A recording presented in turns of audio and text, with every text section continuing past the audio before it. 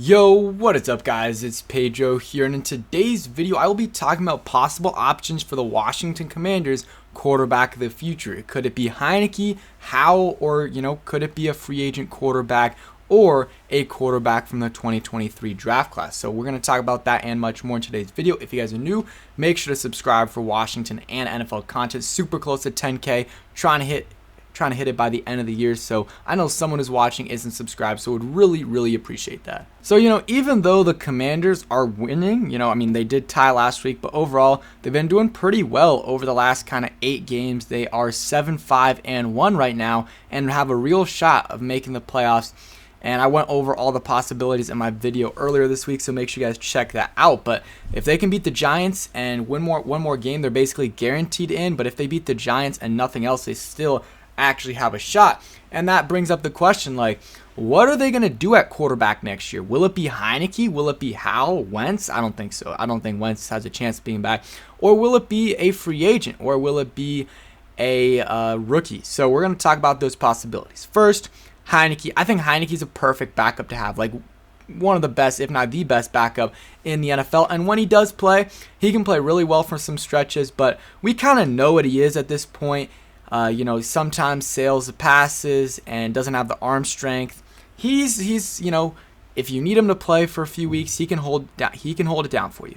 But with the team we have, I think it would be better to try to upgrade. Do I think we need to sign, a free agent quarterback that's around his caliber? No, because in that case, in that sense, I'd much rather just have Heinicke, because he already knows the system, he knows the players, he's familiar with them, and he's played with this team before. Versus the last 2 years, what we've done, we've signed mid-tier guys in Wentz or traded or in Fitzpatrick and traded for Carson Wentz, and those guys didn't know the playbook fully, of course, because they didn't play in the system before, and it took them a while to get adjusted. So I don't want to do that again unless it's an elite guy, and there are not many this offseason. So that's kind of my scenario in terms of free agents, but we'll get there in a bit. So Heinicke, again, I think I would like to bring him back, honestly.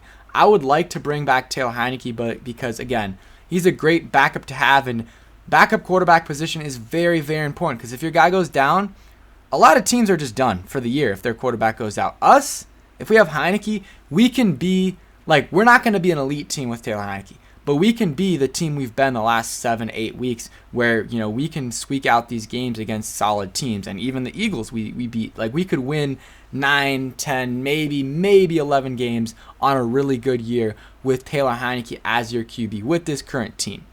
But with some, with a better player, we could win much more. But a lot of teams, if their starter goes out, they're screwed. But not with us, which I love that about Taylor Heinicke. So at the minimum, I'm bringing back Taylor Heinicke and having him compete for the starting spot next year with Sam Howell. That's the scenario where they don't do anything and they just see for a year while the ownership hopefully is kind of settling in. They see what they have in Howell and Heinicke and let them compete. Honestly, do I love that? No, but I wouldn't hate that. I like that better than some of the other options. So you would let Howell and Heinicke compete, because I'm not a huge Howell believer, but who knows? He could maybe potentially be a low tier to maybe mid tier starting quarterback, and if we can get that type of quarterback on a rookie contract, I think we can win 11 plus games. I really do think so, because you look at a lot of teams, that have quarterbacks like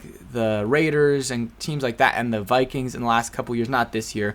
They aren't able to win because they don't have an elite quarterback. They have kind of an average, above average quarterback. Like Derek Carr is a top 12-ish guy, but he's getting paid $45 million. But if you can get a guy that's 15 to 20 on a rookie contract, those teams win. Those teams can win, especially with the team we have around him. So that's why I wouldn't mind, letting Howell and Heinicke compete. See if you have anything in Howell. If you do, hey, let him compete for the rest of his rookie contract while you maybe try to find a replacement, or maybe he's that guy. So that's kind of what I would do there.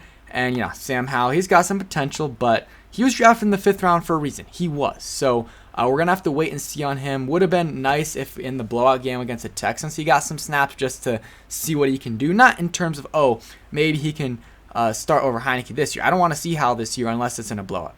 That's my thoughts. Just get him in a little bit more. He has great, not great, but he has good, arm strength, where Heinicke doesn't really. He's got some mobility. He's not really as quick and agile, I would say, as Heinicke, but he's got a little bit more toughness. He's a little bit bulkier than Taylor Heinicke. And Heinicke this year, they just haven't been running him at all. It's either they want him not to run, or he just doesn't want to run because he's kind of secured a little bit more of a role. It could be either one of those two, but those are my thoughts. Next option would be free agents, and I'm honestly none of these options really appeal to me that much. I mean, there's one that does, and I don't know. Lamar Jackson is going to be a free agent. I believe he is. I don't see it. Yeah, there he is. Lamar Jackson will be a free agent. Maybe they get a deal done. They probably do.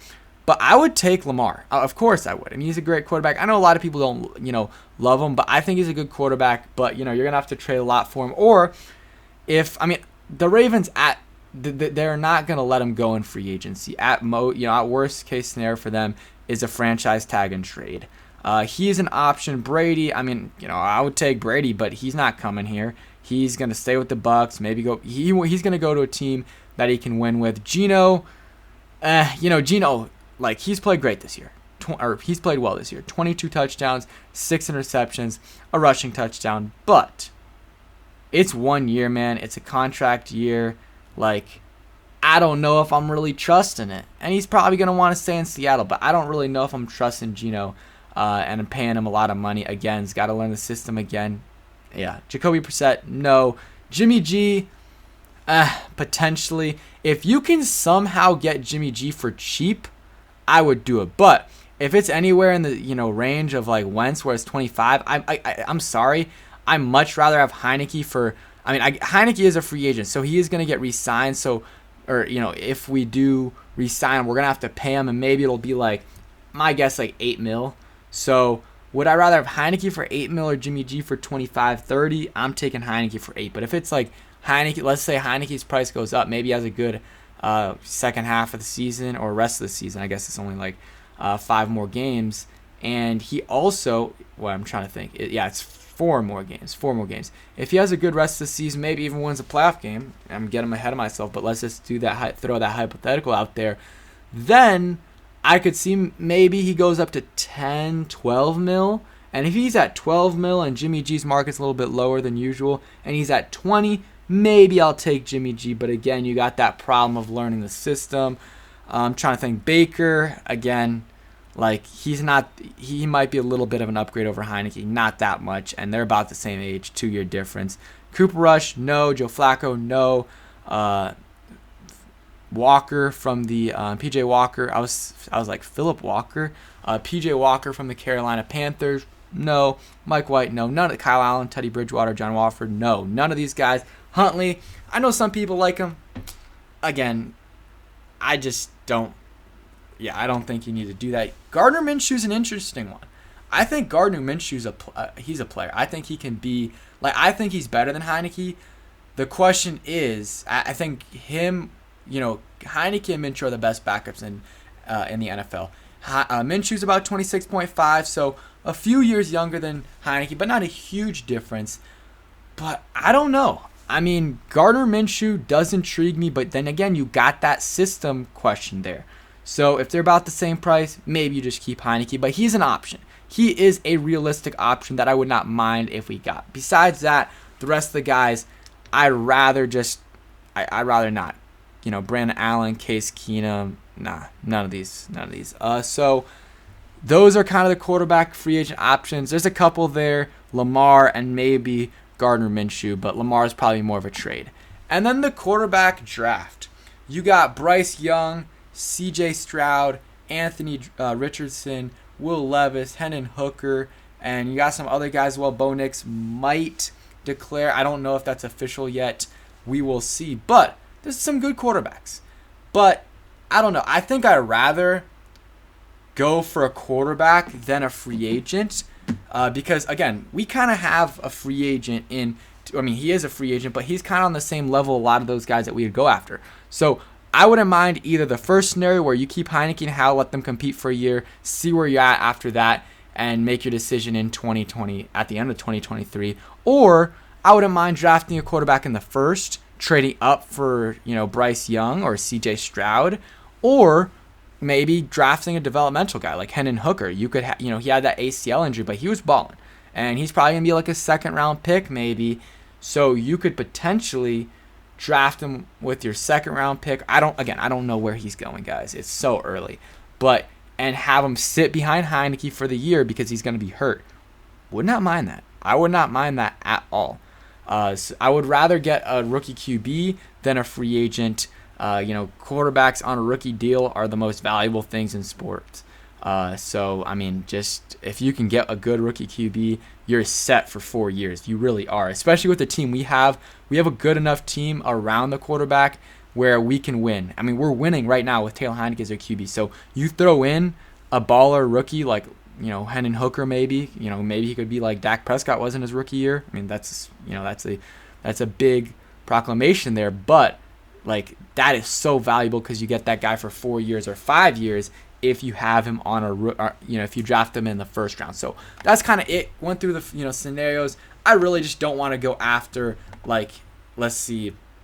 My worst case scenario is us paying like Baker Mayfield like $23 million or Daniel Jones, something like that. I mean, Daniel Jones does intrigue me a little bit, but still, just keep Heinicke at that point, or draft a QB. Geno scares me a lot too. There's just not much proven talent here besides Brady and Lamar, and Brady's not coming here. I don't think that's happening unless something with Bezos happens and maybe he somehow convinces Brady to come. And then maybe Lamar, but that's a huge stretch. So that's it for today's video. Hope you guys enjoyed. If you did, hit that like button, subscribe if you guys are new, and peace.